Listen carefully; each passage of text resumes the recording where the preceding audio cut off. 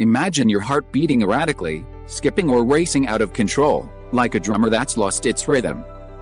Atrial fibrillation, or A-fib, is one of the most common heart rhythm disorders and, left untreated, can lead to serious complications. You may feel dizzy, out of breath, or have sudden, uncomfortable palpitations. In some cases, A-fib can even increase the risk of stroke. But what if medications and lifestyle changes don't bring your heart back into harmony? This is where surgery comes in. But is it the right choice for you? 1. What is atrial fibrillation? Let's start with the basics. A fib is an irregular and often rapid heart rate that occurs when the heart's upper chambers, the atria, experience erratic electrical impulses.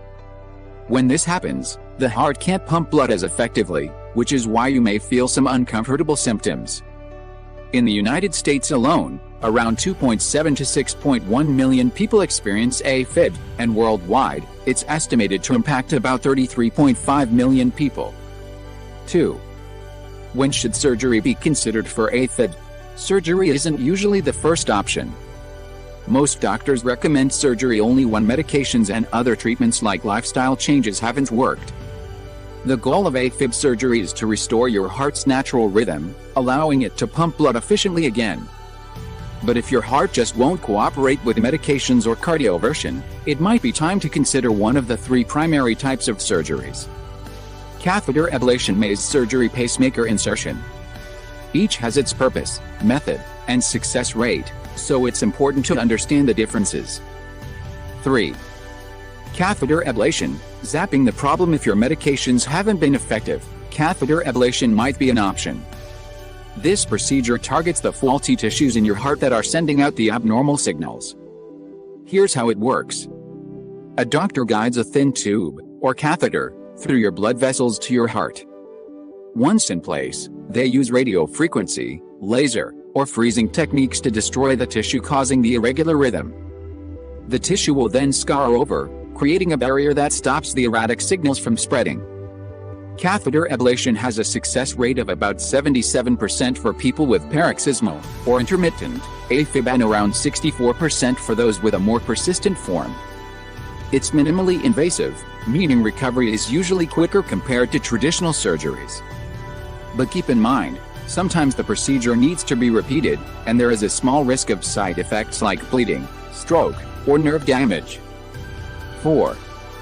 Maze surgery, mapping a new path. A maze surgery is generally reserved for people who need open heart surgery, like a heart bypass or valve replacement, but still experience A-fib. The surgeon makes multiple cuts in the heart tissue to create a maze of scars, which helps redirect the heart's electrical signals in a controlled way. Full maze surgery, the surgeon makes small cuts in your heart, which interrupt the erratic signals.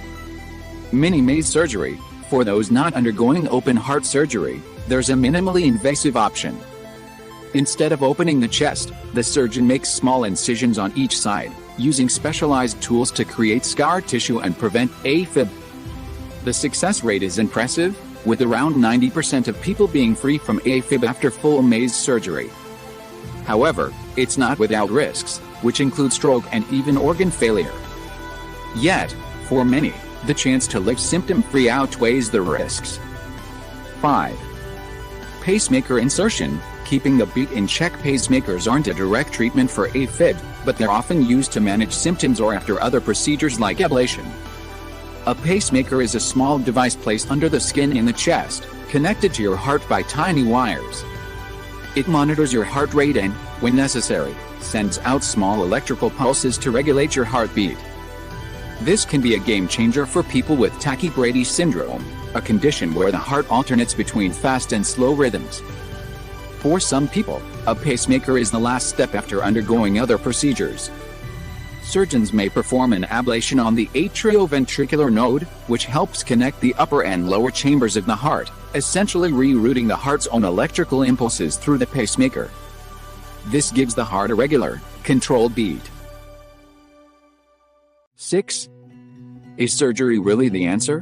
While surgery can be effective, it's important to know that it isn't a guaranteed cure for A-fib. Some procedures may need to be repeated, and, In rare cases, surgery can lead to new complications, including cardiac tamponade, fluid buildup around the heart, pulmonary vein stenosis, and even issues with the nerves that control your breathing. But here's the bottom line: surgery can significantly reduce symptoms, improve your quality of life, and even decrease the risk of further complications if other treatments haven't worked. 7. The risks versus the rewards. Before deciding on surgery, it's crucial to weigh the potential benefits against the risks. For some people, the chance to reduce symptoms, avoid frequent hospital visits, and regain control of their heart is worth it. However, every surgery comes with risks, and A-fib surgeries are no different. Complications from anesthesia, the risk of infection, and even stroke are all real possibilities. But with advances in minimally invasive procedures and growing research, surgeries like catheter ablation have become safer and more effective over time. 8. Considering other treatment options. Surgery is far from the only option. Many people with A-fib manage their condition with lifestyle changes and medications. Some of the first-line treatments include lifestyle changes, reducing alcohol intake, quitting smoking, managing weight, and following a nutritious diet can all have a positive impact.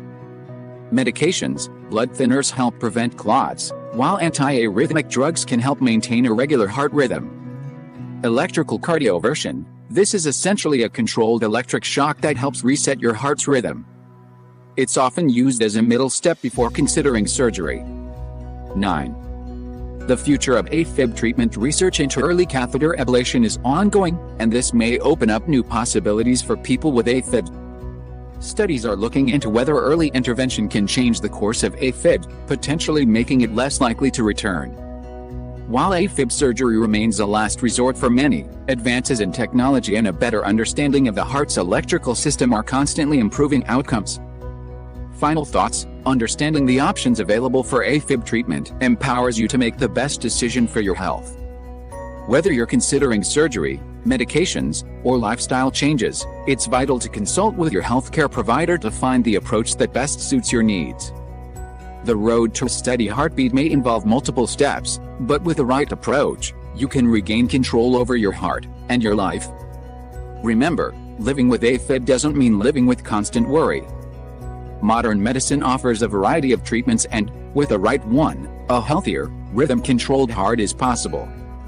Stay informed, take care of yourself, and work with your doctor to keep your heart beating strong.